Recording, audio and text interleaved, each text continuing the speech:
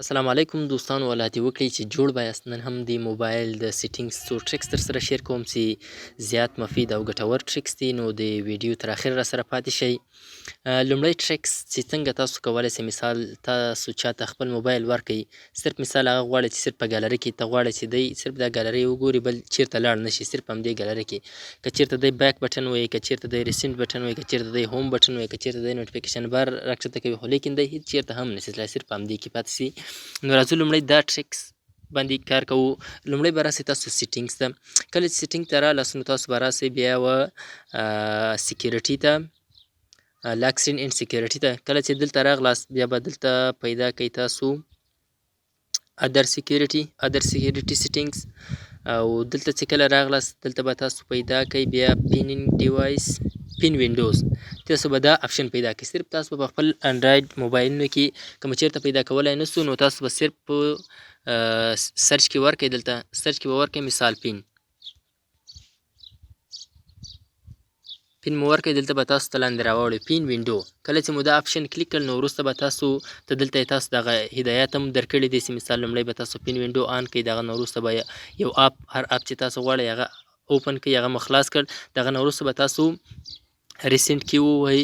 ریسنټ کې چې مو کله وویل بیا به دغه کوم ټاپ پین آیکن چې ده دا آیکن به تاسو کلیک کړئ، نو دغه وینډو څنګه سول بنده سول، د دې نه مخکې څوک وروسته نسي تللی. ما پین وینډو آن کړې ده، تاسو به هم پین وینډو آن کړئ. اوس زه راځم مثال زه راغلم ګالري ته، زه غواړم چې څوک هغه صرف ما ګالري وګوري بل چیرته لاړ نه. زه راځم دلته ریسنټ بټن ووهم. کله چې مې دا بټن ووهل د سفر راپورته کوم د اخیر کې دغه د پین آیکن یې تاسو ته درکړی دی. دا آیکن به تاسو کله چې کلیک کړ، دا آیکن مو کلیک کړ، دلته تاسو ویلي دي که چیرته تاسو غواړئ چې صفحه ان پین کړئ، بیا وروسته دغه دوه بټن دي، یو بیک او بل ریسنټ بټن ده، دا دواړه به په سیم ټایم کې ووهئ. تاسو بیرته د دې صفحې څخه وتلی شئ.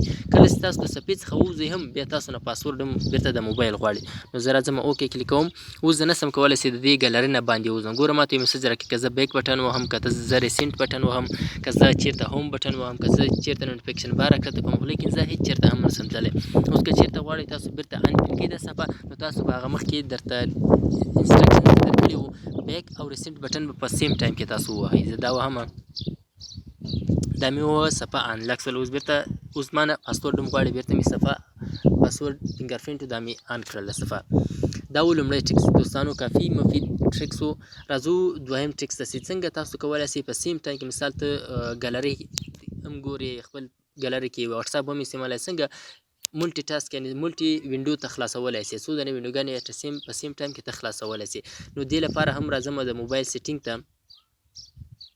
کله چې سیټینګ ته راغلم دغه نه وروسته راځم دلته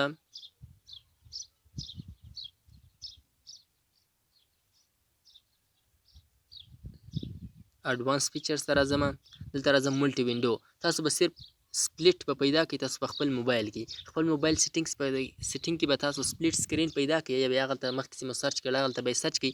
کله چې مو سپلیټ پیدا کړ دلته ګوره ما سپلیټ ان کړی ده، زه دا سپلیټ ان کوم. که چیرته دا سپلیټ ان کوم څنګه کولی شو چې څو دانې وینډو په سیم ټایم کې خلاصې کړو. راځم دلته زه ریسنټ بټن وهمه.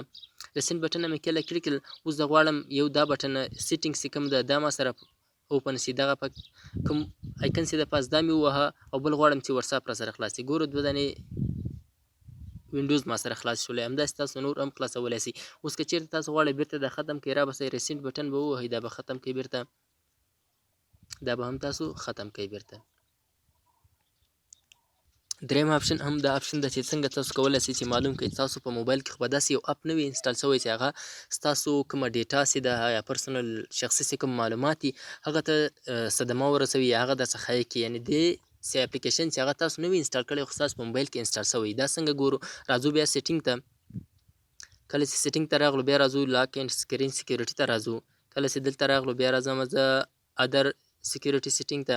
کله چې دلته راغلم ډیوایس اډمین اپس یا اډمنسټریټر اډمین اپس یا اډمنسټریټر اپس تاسو په سیټینګ کې چې ارڅوي دا به تاسو کلیک باندې وکړئ، اوپن به کړئ. کله چې مو خلاص کړ نو دلته به که چیرته تاسو ته بل داسې اپلیکیشن معلوم شو چې هغه تاسو نه و انسټال کړی، نو په دې باندې پوه شئ چې تاسو دغه اپلیکیشن چې کوم ده ستاسو ډیټا حک کوي، یعنې ستاسو معلومات دی اخلي.